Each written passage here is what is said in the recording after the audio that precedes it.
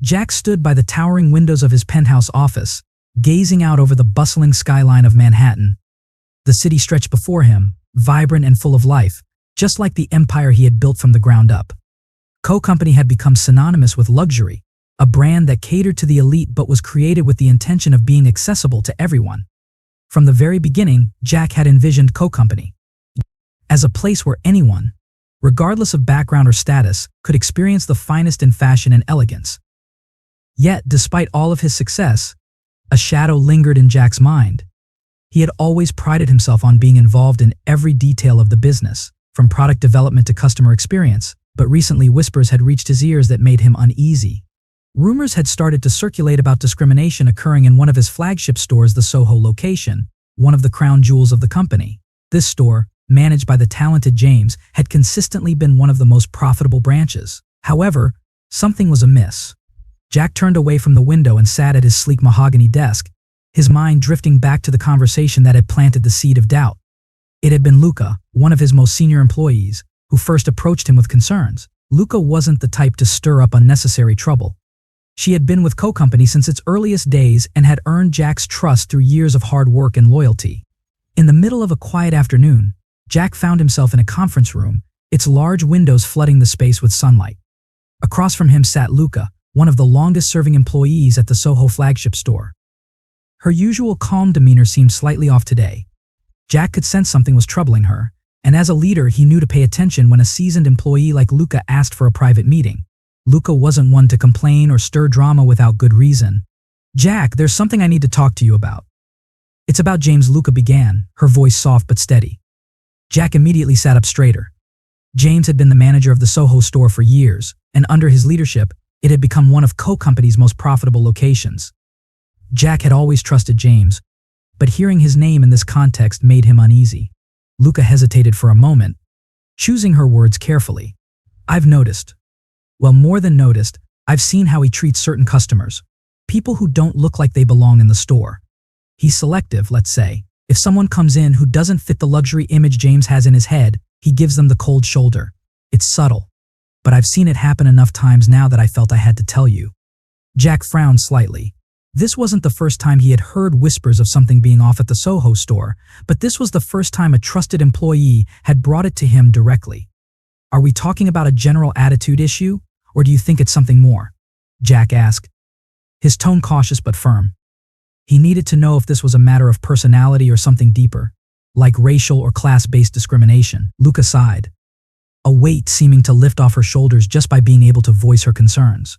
"Look, I don't want to say James is doing it deliberately to be cruel, but the patterns are there. He's especially distant or outright dismissive with customers of color. I've seen him brush off Latino and black customers as if they don't belong in a store like Co-Company. I don't think he even realizes how obvious it is sometimes.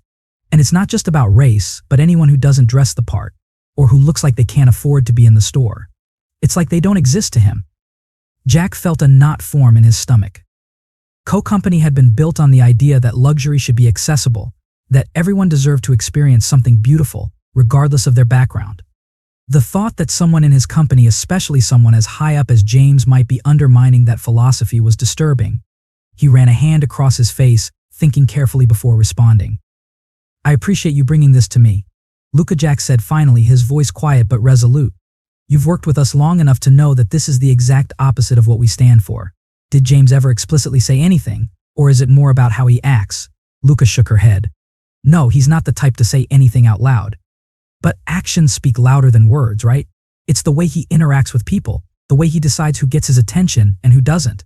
It's like he's made up his mind about certain people before they even get the chance to show who they are." Jack leaned back in his chair, his mind racing.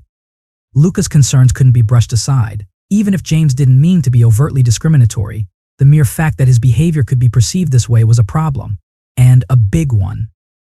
"Thank you for telling me this," Jack said, looking Luca in the eye. "I'll handle it from here, but I need you to keep an eye on things in the meantime. If you notice anything else, anything at all, I want to know immediately." Luca nodded, relief evident on her face. "Of course, Jack. I just want to make sure Co-Company stays the kind of place we all believe in." As Luca left the room, Jack sat in silence, the weight of her words hanging in the air. If what she said was true, if James was really behaving in a way that went against everything Co-Company stood for, then Jack would have to take action. But first, he needed to see for himself. He couldn't afford to jump to conclusions, but neither could he afford to let such a serious issue slide. Jack steeled himself. This wasn't just about one employee's behavior, this was about the soul of the brand he had worked so hard to build. And he would do whatever it took to protect it. The warning from Luca lingered in Jack's mind like a persistent shadow. He couldn't shake the feeling that something was deeply wrong. And as much as he trusted Luca, he needed to see the truth for himself. Jack knew he couldn't walk into the Soho store as the CEO and expect the truth to reveal itself. People behaved differently when they knew the boss was watching. He needed to approach this carefully, and so he began his investigation quietly and discreetly. Jack's first step was reaching out to other employees from the Soho store. In casual conversations, he asked questions about the store's environment and subtly about James' behavior. Some employees were hesitant to speak openly, clearly aware of the delicate nature of the subject. Others, however, seemed relieved to finally have a chance to voice their concerns. While none of them came forward with direct accusations, several mentioned noticing that James treated certain customers differently, those who didn't fit the store's stereotypical image of wealth and luxury. One younger employee, Hannah, had told him in a hushed tone, "I've seen it a few times. People who come in wearing more casual clothes, or who don't look like they belong, James kind of ignores them or doesn't offer the same level of service. It's uncomfortable to watch, honestly." Jack took mental notes but kept his expressions neutral, not wanting to tip his hand too early. What disturbed him most was that while none of the employees had witnessed anything overtly racist, the trend of differential treatment was undeniable. The patterns matched what Luca had described, and it appeared that James was, intentionally or not, perpetuating the kind of elitism Jack had tried to avoid. However, Jack knew that relying on second-hand accounts wasn't enough. He needed to see it for himself. That's when he decided to go undercover, to experience firsthand how James treated someone who didn't fit the luxurious mold he expected. On a chilly afternoon, Jack dressed himself in a simple, worn-out jacket, jeans, and an old pair of sneakers. His goal was to blend in as a regular customer, someone who didn't scream luxury. He even went as far as applying a bit of makeup to make his skin tone appear slightly darker, hoping to see if James' behavior shifted based on race. As Luca had implied, with his disguise in place, Jack made his way to the Soho store. The decision to disguise himself as an average customer was not one Jack made lightly. He knew if he wanted to truly understand the nature of James' behavior, he couldn't simply rely on reports from others. He needed to experience it for himself. So on a chilly Friday morning, Jack ditched his usual tailored suits and luxury watches. Instead, he slipped into a simple, faded hoodie, a pair of worn jeans, and scuffed sneakers. His appearance was drastically different from his usual polished look, and that was exactly the point. As Jack made his way to the Soho store, he rehearsed the role in his mind. Today, he wasn't Jack, the CEO of Coke Company. He was just another potential customer, a man who might appear out of place in one of New York's most exclusive shopping districts. Stepping through the sleek glass doors of the Soho store, Jack immediately felt a difference in the atmosphere. The sales associates were present, but none of them approached him, not even with a casual greeting. He spotted James near the back, busying himself with what looked like a minor inventory check. Jack made his way over to the accessories section, pretending to examine a few high-end belts. He kept an eye on James, curious to see how he'd be treated. James finally glanced in Jack's direction, and in that brief moment, his expression shifted from casual professionalism to disinterest. It was subtle, but unmistakable. The dismissiveness was clear. Jack was being judged whether for his outfit or something else. Jack wasn't entirely sure yet. James continued to ignore Jack for several minutes. A few other customers entered the store, two of them impeccably dressed in designer clothing. James' demeanor immediately changed. He quickly moved toward them, greeting them with a charming smile and offering assistance without hesitation. Jack watched from the corner of his eye as James lavished attention on the new arrivals, praising their selections and suggesting additional items with enthusiasm. The contrast in his behavior was glaring. Jack decided to push the situation further. He approached the counter, picking up a luxury leather wallet, and asked, "Excuse me, could you tell me more about this piece?" James barely looked at him, his tone flat and uninterested. "It's one of our premium leather wallets. You can find the details on the price tag." Jack nodded, feigning ignorance, and asked, "Is there a payment plan available?" The question seemed to irritate James, who shot him a dismissive glance. "We don't really offer payment plans for items like that. It's best if you check with your bank about financing." The way James delivered the words, so thinly veiled in condescension, made it clear he had already made up his mind about Jack's financial status. To him, Jack was just another window shopper, someone who couldn't possibly afford to buy anything in the store. But it wasn't just about the money. Jack could feel it in James' tone, the unspoken judgment based on appearance, and likely the slight darkening of his skin from the makeup Jack had used. Jack felt a surge of anger. The store, his store, was meant to be a place of inclusion, a sanctuary where anyone could feel welcomed and respected. And here was James, a man he had trusted, undermining that very foundation with subtle, elitist discrimination. Jack placed the wallet back on the counter, biting back the urge to confront James right then and there. This wasn't the time. He needed to maintain his cover for now. Jack gave James a curt nod and quietly left the store. As he stepped outside, the cold air hit him, but it wasn't nearly as chilling as what he had just witnessed inside. Jack's suspicions had been confirmed. James was, in fact, treating customers based on their appearance, dismissing those he deemed unworthy of luxury. This wasn't just an issue of poor customer service, it was a deeper, more insidious problem of discrimination that Co-Company could not afford to tolerate. Jack's blood boiled as he walked down the street. There was no question about it now, James needed to be held accountable, but how he approached this next step was crucial. He couldn't simply storm in with accusations. If James was to have any chance at redemption, Jack had to confront him in a way that forced him to reflect, to understand the consequences of his actions. Only then could there be any hope of change. The time for quiet observation was over. Tomorrow, Jack would return to the Soho store, but this time he wouldn't be hiding behind a disguise. He would come as himself, the CEO, and James would have to face the consequences of his choices. James, who had been speaking to a well-dressed couple near the entrance, looked up and froze. His face paled when he saw Jack, recognizing him instantly, though the memory of their encounter the day before was likely rushing back in vivid detail. The casual dismissal James had shown Jack while he was in disguise would now come back to haunt him, and Jack could see the realization dawn in James' eyes. There was no way to hide from what was coming. Jack walked directly toward James, his expression calm but firm. The other executives hung back, giving Jack the space to handle this confrontation on his own. James shifted nervously, a flicker of panic in his eyes as he tried to gather himself. "James," Jack began, his voice steady. "Let's talk in your office." James hesitated for a moment, but then nodded silently, leading Jack toward the back of the store. Inside the small office, the atmosphere was thick with tension. James closed the door behind them and stood by his desk, fidgeting with his hands as if trying to prepare for what he knew was inevitable. Jack wasted no time. "Do you remember me from yesterday, James?" James opened his mouth, his voice shaky. Yes, I do, sir. I didn't realize it was you. I thought. You thought I was just some random customer who didn't belong in your store, didn't you?" Jack's tone was calm, but there was no mistaking the disappointment and anger behind his words. "You dismissed me, made assumptions about who I was based on how I looked. Tell me, how often do you do that? How many customers have you treated this way because you decided, just by looking at them, that they weren't worthy of your attention?"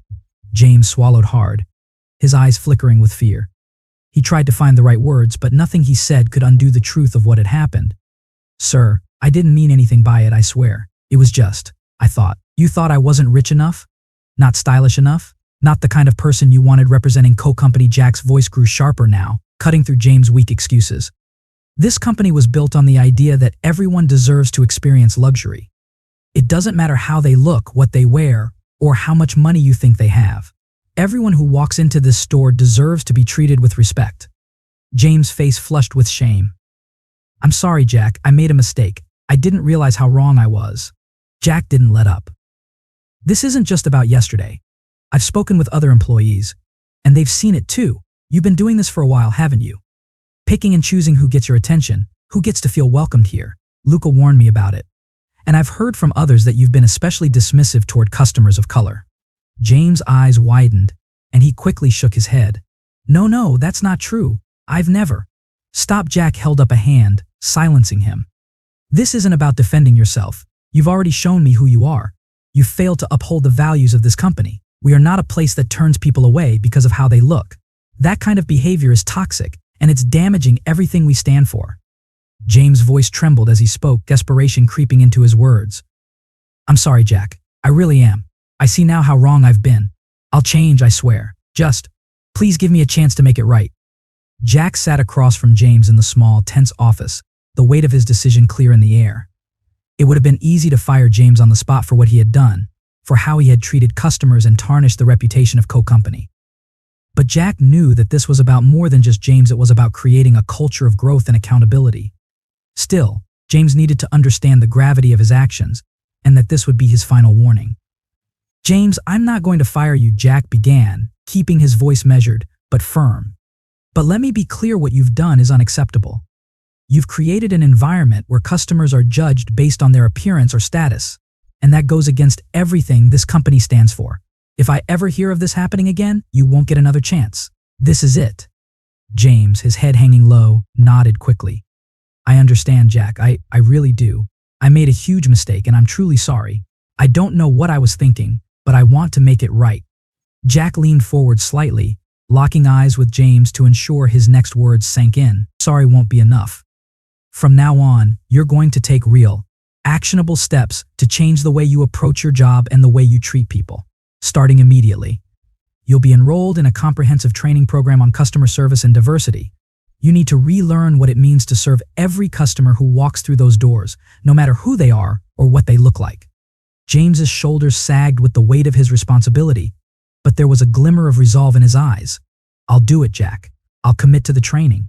I want to be better. I want to prove that I can change." Jack gave a slight nod, satisfied with James's willingness to take ownership of his actions, but knowing that talk was cheap, actions would be the true test.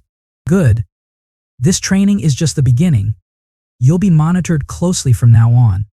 I'm giving you a chance to rebuild trust with me, with the employees, and most importantly, with the customers. But understand this: if you slip again, if you so much as give off a hint of the same behavior I've seen and heard about, you're gone. Do you understand?" James nodded fervently. "Yes, sir. I won't let you down. I'm going to work hard to change." "I hope so," Jack said, standing up and signaling the end of the conversation. "We've built Co-Company on respect, inclusion, and creating a space where everyone can experience luxury. You'll be a part of that, or you won't be here at all." James stood as well, his posture more humble than it had been since Jack entered the office. "I appreciate the chance, Jack. I know I've got a long way to go, but I'm committed." With that, Jack left the office, the door closing softly behind him.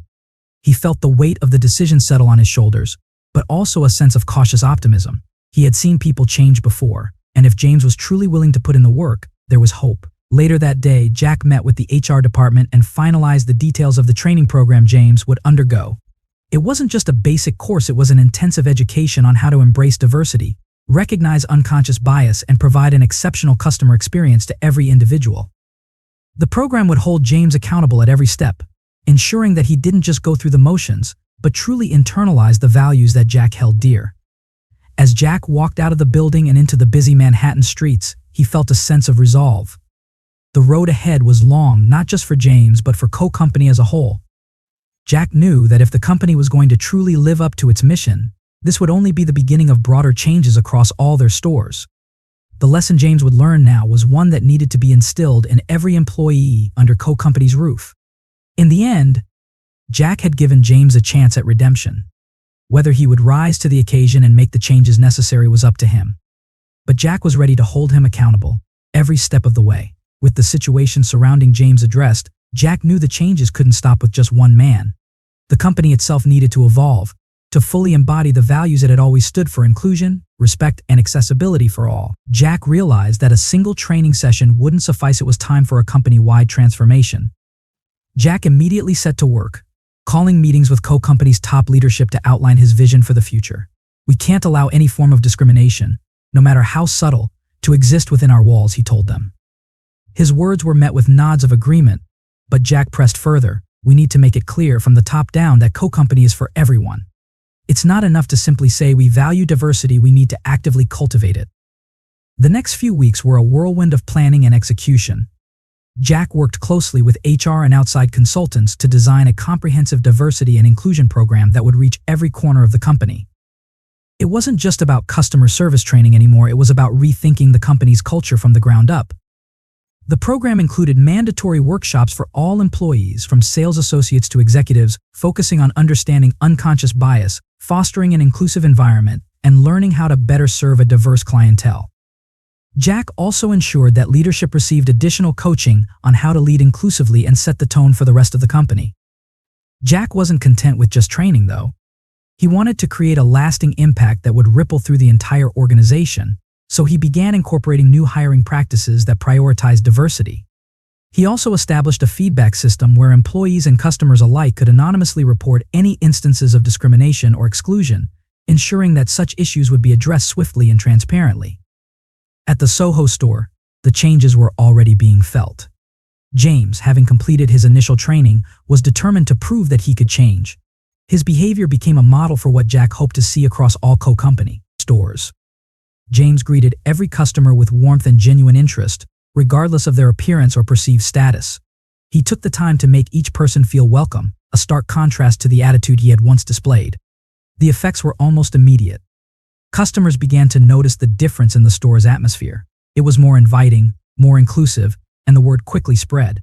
People who had once felt unwelcome at co-company were returning, feeling as though they finally had a place in the luxury brand's world. The morale among the staff also improved as they saw their manager leading by example and treating every customer with respect. James, though still adjusting to his new role, found himself surprised by how much the change affected him. At first, the training had felt like a punishment, a chore he had to endure to keep his job. But as he embraced the lessons and applied them, he realized how much more fulfilling it was to treat everyone equally. The tension he had once carried the need to judge and exclude was replaced by a sense of pride in serving all customers with fairness. He wasn't just working for co-company anymore, he was working to make the brand better for everyone. Jack watched this transformation from a distance, pleased with the progress but aware that there was still much work to be done. The Soho store was just one part of a much larger puzzle, and Jack knew that rolling out these changes across every store in the company would take time. But he was committed, determined to see it through, no matter how long it took. The cultural shift at co-company was beginning to take root. Customers who had once felt alienated were now spreading the word, and Jack could feel the winds of change blowing through his company. He knew this wasn't just about improving the bottom line, this was about fulfilling the vision he'd had from the very beginning, creating a brand where luxury wasn't defined by exclusion, but by the quality of the experience offered to everyone. As co-company continued to evolve, Jack remained vigilant. He held regular check-ins with store managers and employees, ensuring that the lessons from the training sessions were being applied consistently. He also expanded the company's diversity initiatives, creating a dedicated team tasked with ensuring that co-company continued to lead the industry in inclusivity and fairness. In the end, the transformation of co-company wasn't just about fixing past mistakes, it was about building a future where every customer, regardless of who they were, could walk into a store and feel like they belonged. Jack had started that journey with one store, but he knew the real impact would come when every co-company store across the globe reflected those same values. The work was far from over, but Jack was optimistic. The changes were already making a difference, and he was determined to see co-company become the brand it was always meant to be, a place where luxury and inclusivity went hand in hand. Jack sat quietly in his office, reviewing the recent reports from the Soho store. The feedback was overwhelmingly positive. Customers were commenting on how the atmosphere had changed, how they felt more welcome and respected. Employees, too, were noticing the shift in James. He was engaging with every customer, no matter how they looked or what they wore, and his demeanor had shifted from cold indifference to warm professionalism. The reports gave Jack a sense of satisfaction, but he knew this was only the beginning. It had been months since James started his training, and Jack had watched him closely throughout the process. Today, as Jack prepared to meet with him again, he felt a sense of cautious optimism. James had shown real progress, but Jack was well aware that change, especially this deep, was a continuous journey. James entered the room, looking more confident than he had during their last meeting, but there was still a humble air about him. He had learned a lot, and the weight of his past mistakes was still visible in his eyes. James. Jack began, his tone neutral but firm. I've been monitoring your progress closely, and I'm pleased with what I've seen. The changes you've made at the Soho store haven't gone unnoticed. Customers are feeling more welcome, employees are happier, and the store is performing better because of it.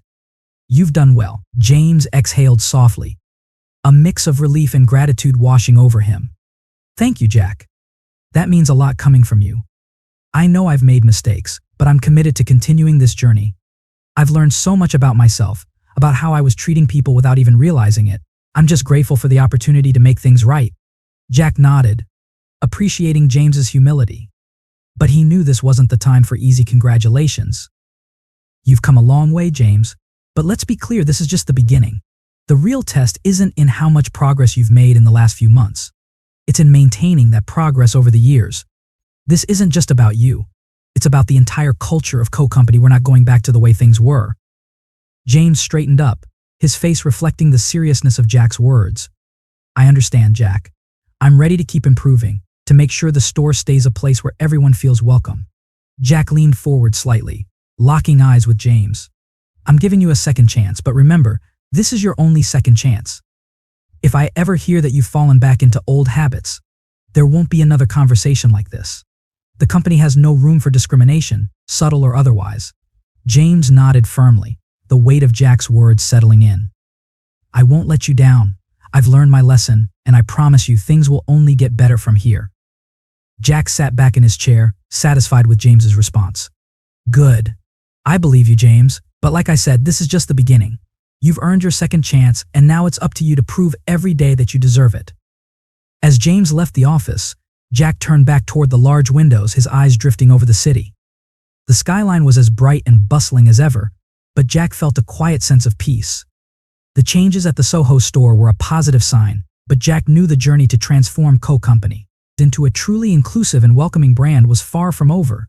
There would be more challenges ahead, more hard conversations, and more moments where difficult decisions had to be made. But for the first time in a while, Jack felt hopeful. He believed in the changes that were happening, not just in James, but across the company. The road ahead was long, but Jack knew that with persistence and commitment, Co-Company would become the brand he had always envisioned, one where luxury wasn't defined by exclusion, but by the richness of experience and the inclusivity of every customer who walked through its doors. As the sun began to set over the Manhattan skyline, Jack stood at his window watching the city. He felt a quiet optimism about the future, knowing that this second chance wasn't just for James, it was for the company as a whole. The journey was far from over, but with each step forward, Co-Company was becoming the kind of brand Jack had always believed it could be. A brand where everyone, no matter who they were, could feel at home.